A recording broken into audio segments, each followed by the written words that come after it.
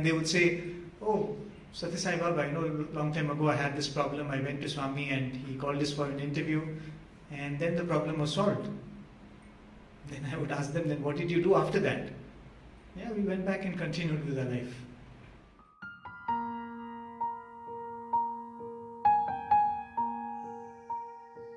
It was during one of the Trai sessions.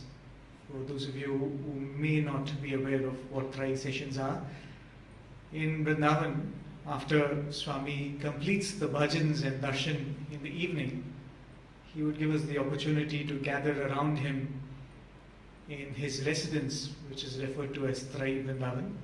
Swami would sit on the jula and we would all gather around him in a very informal setup, and Swami would speak to all of us. Sometimes Swami would ask one of the elders to speak to us, and a lot of beautiful things would happen in that session. So during one of those Trai sessions, Swami made this statement. He said, people come to me for different things. Young students come to me for education. I give them education, they receive it, and they leave. People come to me seeking a job. Those that are educated want a job. Those that have a job want a better job. Those who have a good job want promotions in their job. And Swami said, those who want a job come to me. I bless them with a job. They are happy, they are grateful, they leave. Married couples come to me asking children. I bless them with children. They thank me, they leave. And Swami said, who comes to me for me? Who comes to me for me? As students, one of the most beautiful scenes, or a scene that would always strike me as very deep, which some of you have had the blessing of attending Swami's darshans would have also seen. After the bhajans are over, after Swami has taken Aarti, Swami would walk back into his residence, which in those days was in the Purna Chandra. When Swami is in the hall, everyone is around him and we're all trying to get his attention. But as Swami is walking back into the Purna Chandra auditorium, for a brief few minutes, there would be nobody around Swami, and Swami would be walking away slowly, and Swami would sometimes have his head bent down and he would be gesturing. And the thought would come, it appears like Swami is all alone. We have so many people for us. We have our family, we have our friends, and we have Swami. But it appears that Swami is all alone.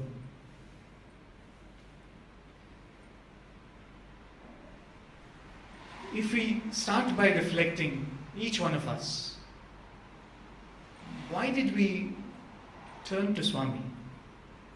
Why did we really come to Swami?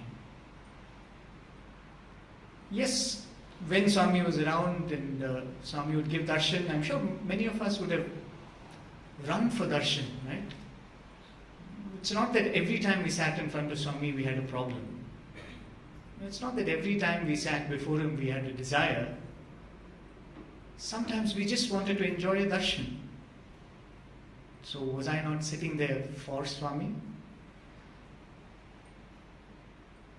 Swami would say, I am going to give darshan, right?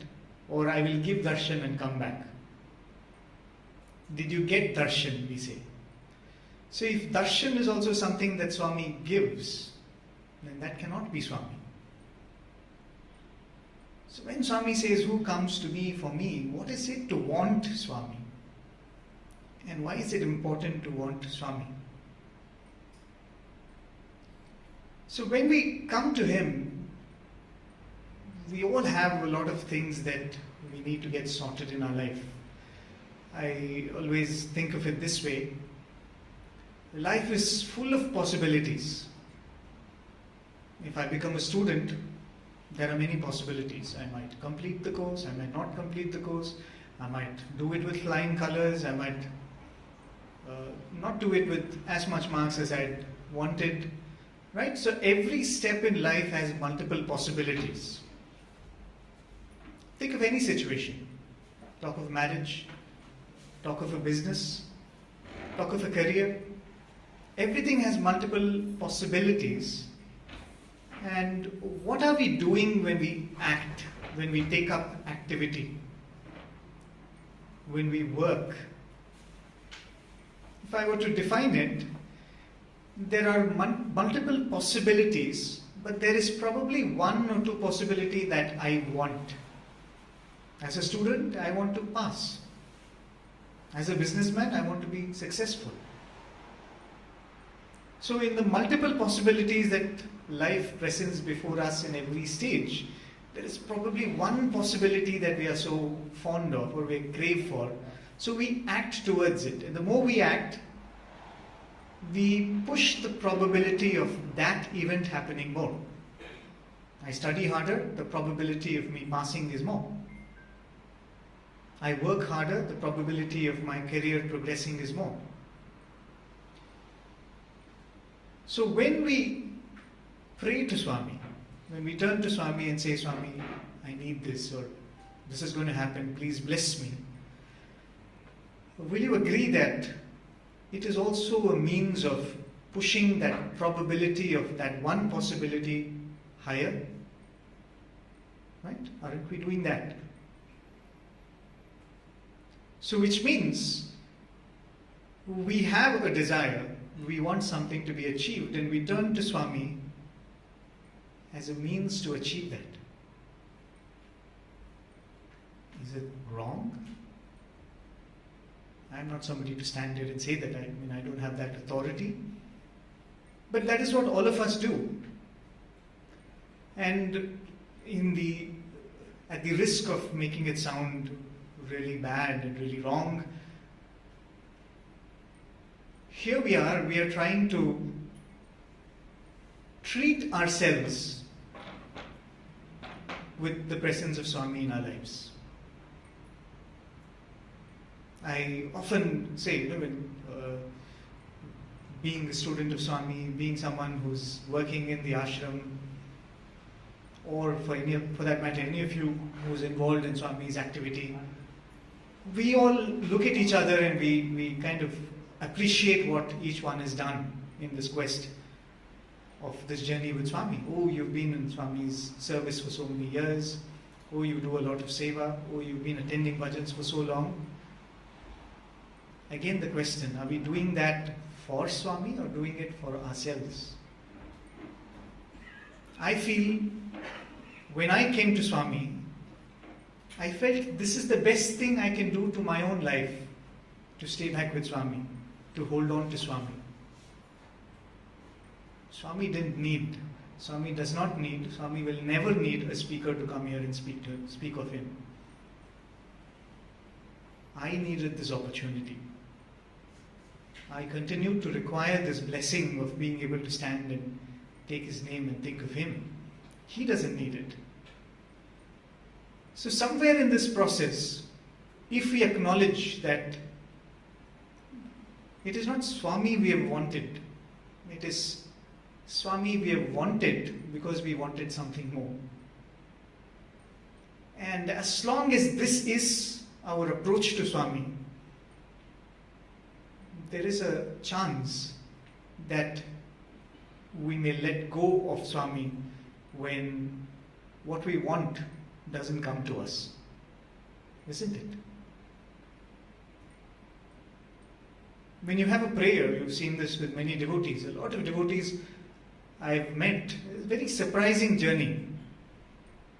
They would tell me that 20 years ago I didn't have a child, I came to Swami in random places. It's not like in Prashantinilayam. I would just happen to meet someone in a different city and the name of Swami would come up, and they would say, "Oh, Sathya Sai Baba, a long time ago I had this problem, I went to Swami and he called us for an interview, and then the problem was solved." Then I would ask them, "Then what did you do after that?" "Yeah, we went back and continued with our life." So, you had a desire, you came to Swami, he fulfilled it, you left. So let us say that Swami didn't fulfill that desire. So what would you do? If you go into a shop and you don't find what you want, what would you do? You'll go to another shop. If you come to Swami and what you think you need is not given to you, you will go to another shop. So as long as what we want is something else, we always risk this mistake of turning away from Swami. The more and more our focus turns on Swami, when Swami becomes the goal, then we will be ready to let go of anything and everything else to hold on to Him, isn't it? It's very simple to speak about, isn't it? But there is a very simple process to it, and I think Swami is putting all of us through it. If we have, as Shri Baba would say, just the 2 coins of Shraddha and Saburi. The faith and a little bit of patience. A lot of devotees in the early years would come to Swami, make a prayer to Swami, say that I want this. Swami, will you do this for me? And Swami will say yes, but then it wouldn't happen. But just that patience would make them just wait, right? Just wait for that opportunity, wait for the blessing to come.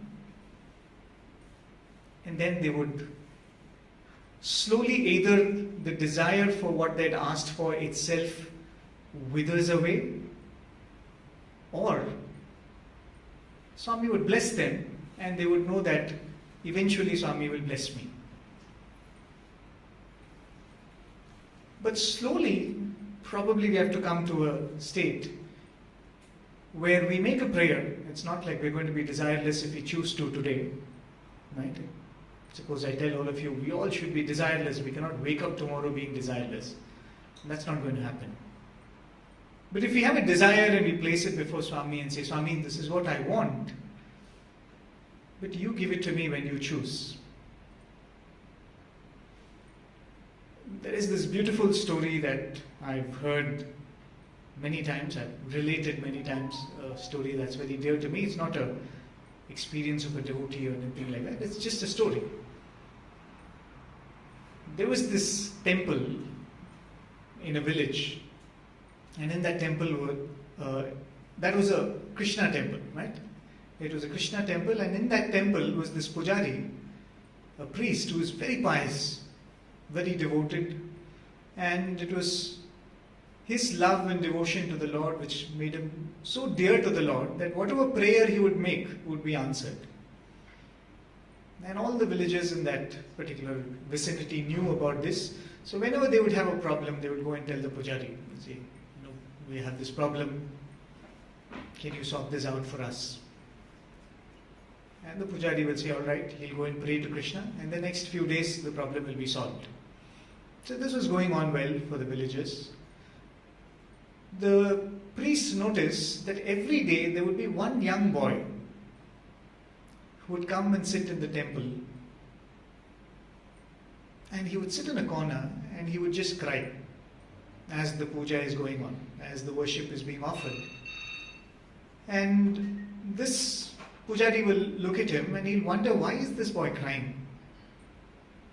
What is bothering this young boy? What is bothering him? And he would think that maybe one of these days this boy is going to come up to me and say what his problem is, and I'll then pray to Krishna and it will be solved. But this boy never came up to the priest. He would continue to come every day, sit in a corner and cry. Then it came to a point where this pujari could not take it any longer. So one day, after all the devotees leave, he goes up to this boy and he says, boy, is there any problem? Do you want to share it with me? And the boy says, no, nothing. I don't have anything to ask you. And he goes away.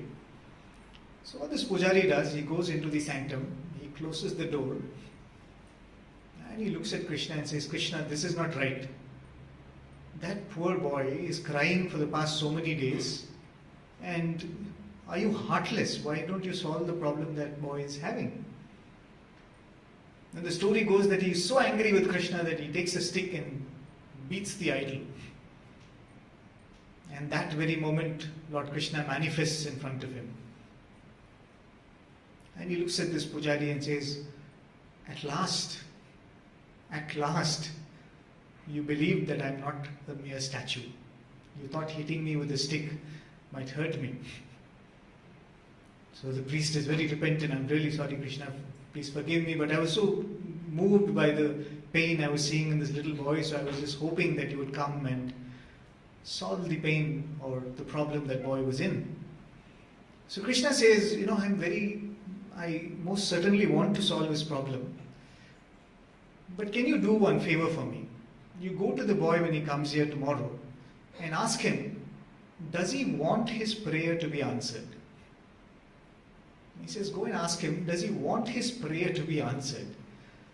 So the priest says, what a weird question to ask him. He's crying like so bitterly, and why will you go and ask him, do you really want your problem to be solved? Of course he wants his problem to be solved. Krishna says, no, you find out and you come back to me and let me know. So it's a very weird question. So he waits the next day for the boy to come. The boy comes, sits in a corner, cries. After everybody leaves, the priest approaches the boy and takes him aside and he says, you know what, I had a beautiful experience. And he says, what happened? So do you know, Krishna manifested in front of me. And the boy says, oh, you're so lucky, you're so fortunate. He says, no, just listen me out. This Lord Krishna manifested in front of me and he said to go to you and ask that you seem to be in some pain, you seem to be worried about something. But he gave a very weird request. He said, go and find out if that boy wants his problem to be solved. Does he want his pain to be removed? So I just came to ask you that question. So the boy looks at the priest and he says, please tell Krishna that if he wants to remove my pain, if he wants to answer my prayer, let him answer it. So this priest is even more flabbergasted. The Lord gives him such a weird request, and this boy's reply is even more bewildering. So the next day he waits for Krishna to come again and waits for everybody to leave. But when he goes into the sanctum, this time Krishna is already there and he's restless. Krishna is saying, what did that boy say? What did that boy say? I'm waiting here. And the priest says, I really don't know what's happening between the two of you. But then this is what he said. He said, yes, I want my prayer to be answered, but I want it to be answered only if the Lord wants to answer it. The moment this was conveyed to Lord Krishna, Krishna starts dancing in joy. He starts dancing in joy. And the priest says, wait, tell me what is going on here first. And then you can continue with your dance of jubilation. Then Krishna says, so many people come to this temple. And you come and tell me their prayers and their wishes. Well, they are pious people, they are people who are in pain, and you are a pious man. You come and put forth their prayer to me, and I answer them. Do you know that this was the only boy who came and sat here, craving for my love? He was sitting there and hoping that one day I will come before him. One day I will give him my darshan. One day I will come and shower my love upon him. He was the only one who was seeking something so pure from me. And even that, he says, give it to me if you want to give it to me. Don't ask me whether I want it. Give it to me if you want to give it to me. And Krishna says, this is the love that sustains me. And then Swami asked, who comes to me for me? when we say Swami loves us or Swami loves me, what would you mean by that? Swami gives us gifts. Swami gives us whatever we pray for. Swami blesses us with so many things. So when we say Swami loves me or Swami loves us, it means Swami is the giver. But when I say I love Swami, I still am the receiver. So if I say I love Swami, I should be the giver, or I should also be the giver, isn't it? I should also try to give something to him. You know, in the olden days, when in India you had these colonies we used to live in, or apartments we used to live in, with neighbors being like extended family. Imagine if a neighbor every day comes and gives you a dish that she has made. Oh, today I made dosa, please take. Today I made vada, please take. Oh, today I made some sambar, please take. At some point you will feel, oh my God, I'm receiving so much. Maybe I should also give back something. Right? After all, a neighbor will inspire that thought in us. I'm receiving so much, shouldn't I also give back?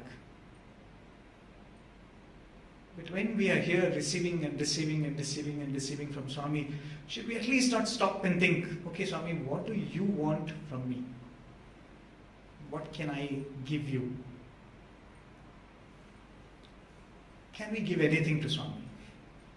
Comes the next question, right? Is there anything that we can actually give Swami?